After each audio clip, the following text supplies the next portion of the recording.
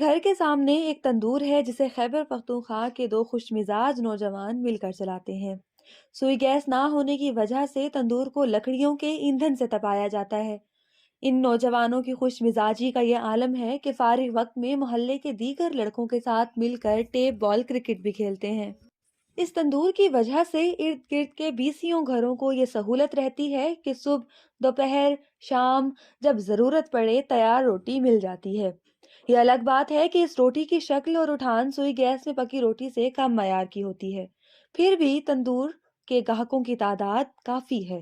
گھر سے نکلتے ہوئے میرا اکثر اس تندور کے سامنے سے گزر ہوتا ہے اور یوں ان نوجوانوں سے الیک سلیک رہتی ہے۔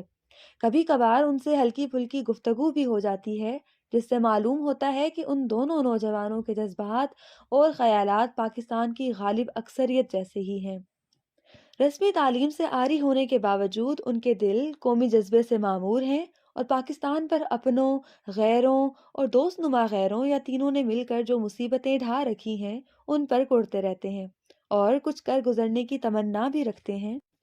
ایک روز میں گھر سے نکلا اور حسب عادت تندور کے سامنے سے گزرا تو اس میں ایک تبدیلی محسوس کی۔ ذرا رک کر متوجہ ہوا تو دیکھا کہ جس جگہ نان بائی بیٹھ کر روٹیاں لگاتا ہے اس کی پچھلی دیوار کو ایک دیو کامت رنگ برنگے کپڑے نے ڈھانپا ہوا ہے۔ غور کیا تو پتا چلا کہ جھنڈا لگا ہوا ہے۔ اس جھنڈے نے تقریباً پوری دیوار گھیر رکھی ہے۔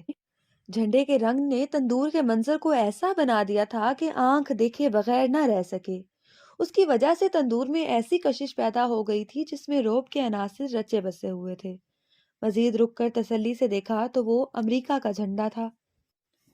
جس کپڑے پر جھنڈا تھا اس کا ٹیکسچر متاثر کن تھا۔ رنگوں کے امتزاج اور اعلیٰ پرنٹنگ نے اسے اور بھی شوق بنا دیا تھا۔ تندور کے ان خوش مزاج نوجوانوں کا اس سے متاثر ہو کر اسے اپنے تندور کی زینت بنا لینا کوئی ایسی بات بھی نہ تھی جو ہمارے ماحول میں انہونی ہو، خصوصاً جب کہ یہ تزئین و آرائش مال مفت سے ہو رہی ہو۔ پھر بھی یہ لمحہ بیک وقت میرے لیے حیرت، تعجب، نفرت، کنفیوژن اور بے بسی کا طوفان لے کر آیا۔ میرے دماغ میں سوالات کا نہ تھمنے والا سلسلہ شروع ہو گیا۔ کیا ان نوجوانوں میں شعور کی کمی ہے؟ اگر یہ تعلیم یافتہ ہوتے تو ایسا کرتے؟ ان کے جذبہ حب الوطنی کو یہ جھنڈا لگاتے ہوئے کیا ہو گیا؟ کیا معاشی اور کاروباری اہداف انسان کی اخلاقیات کو اس قدر تبدیل کر دیتے ہیں؟ وغیرہ وغیرہ۔ میں جب ان تابڑ توڑ سوالات اور ان کے الجھے ہوئے جوابات کے جھکڑوں سے ذرا سنبھلا تو سوچنا شروع کیا کہ یہ تو ان پڑھ نوجوان ہیں۔ ان سے ایسی کیا شکایت اور ایسی کیا توقعات؟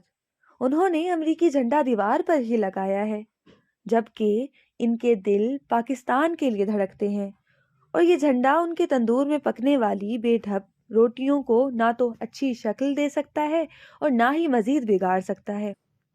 اور پھر یہ روٹیاں بہرحال کھانے کے قابل تو ہوتی ہیں، جبکہ ہمارے پیارے وطن میں ایسے ایسے تندور ہیں کہ جن کے ارد گرد تمام دیواروں پر خوش نما نعرے سجے ہوتے ہیں، نہایت دلکش جھنڈے لگے ہوتے ہیں جنہیں دیکھ کر دل کو بہت اطمینان حاصل ہوتا ہے۔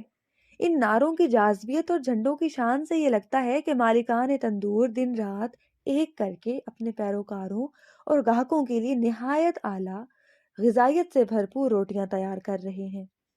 ان تندوروں پر پک کر نکلنے والی روٹیاں دنیا کے عجوبوں کو مات دیتی ہیں۔ ان تندوروں کی روٹیاں بھوکھوں کو یہ غذا دیتی ہیں کہ کانٹے بو کر پھل کی دعا اور خواہش ضروری ہے۔ دودھ کے برتن کی رکھوالی جنگلی بلیوں سے کروانی چاہیے۔ سفارشوں پر نوکریاں دے کر اداروں کو ترقی دینا عین عبادت ہے۔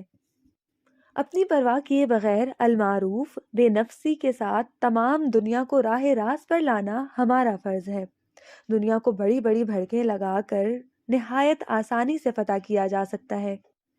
چھوٹے چھوٹے مسائل، مثلاً ملکی امن و امان، مہنگائی، تعلیم، کرپشن، بنیادی ضروریات، سہولتیں اور معاشی وسائل پر وقت صرف بے وقوفی ہے، جبکہ اصلی مسائل، مثلاً بڑا لیڈر کون ہے، عالمی طاقتوں کے مفادات، مذہبی و مسلکی سچائیوں اور گروہی و انفرادی مفادات کے لیے جہاد کرنا افضل ترین عمل ہے۔